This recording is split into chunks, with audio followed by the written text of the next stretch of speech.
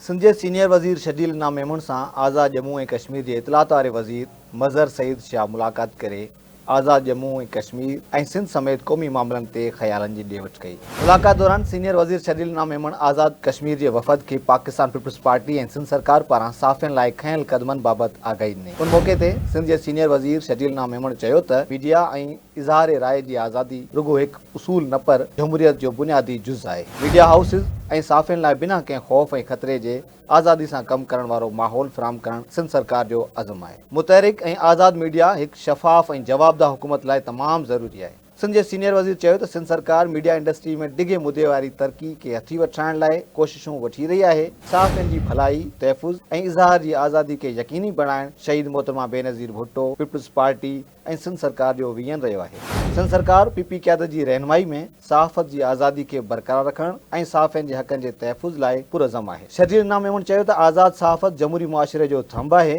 ताक़त खे जवाबदाह बणाइण लाइ राय जे इज़हार जी आज़ादी तमामु ज़रूरी आहे। सिंध सरकार सहाफ़ियुनि, मीडिया वर्करनि ऐं मीडिया हाउसिस जी मदद लाइ केतिरा ई क़दम खंया आहिनि। उन मौक़े ते आज़ाद जम्मू ऐं कश्मीर जे इतलात वारे वज़ीर मज़हर सईद शाह सहाफ़ी बिरादरी लाइ सिंध हुकूमत जे कावशनि खे वाखाणींदे चयो त सिंध सरकार जा अहिड़ा क़दम सॼे पाकिस्तान जे सूबनि लाइ मॉडल तौरु आहिनि। सिंध सरकार जा इहे क़दम न रुॻो सहाफ़ियुनि खे फ़ाइदो पहुचाइनि था पर मीडिया जे इदारनि जी साख खे बि सघ बख़्शीनि था। मज़हर सईद शाह चयो त कश्मीर मामले ते पीपल्स पार्टी ऐं चेयरमैन बिलावल भुट्टो ज़रदारी जो मौक़िफ़ बिल्कुलु चिटो ऐं तारीख़ी रहियो आहे। वॾी वज़ीर तौरु बिलावल भुट्टो ज़रदारी भारतीय सरज़मीन ते जहिड़ी रीति कश्मीर जो मामिलो उथारियो उहो हिकु तारीख़ी कमु हो। मुलाक़ात जे मौक़े ते आज़ाद जम्मू ऐं कश्मीर जे इतलात वारे वज़ीर मज़हर सईद शाह सीनियर वज़ीर शजील इना मेमून खे कश्मीरी चांहि जो तोहफ़ो पेश कयो, जॾहिं त सिंध जे सीनियर वज़ीर शजील इना मेमून मौजूदु महिमान मज़हर सईद शाह ऐं वफ़द जे ॿियनि मेंबरनि खे सिंधी लुंगी ऐं सिंधी टोपी जा तोहफ़ा पेश कया। उन खां सवाइ सिंध जे सीनियर वज़ीर शजील इना मेमून आज़ाद जम्मू ऐं कश्मीर जे इतलात वारे वज़ीर खे हिकु यादगार शील्ड बि पेश कई।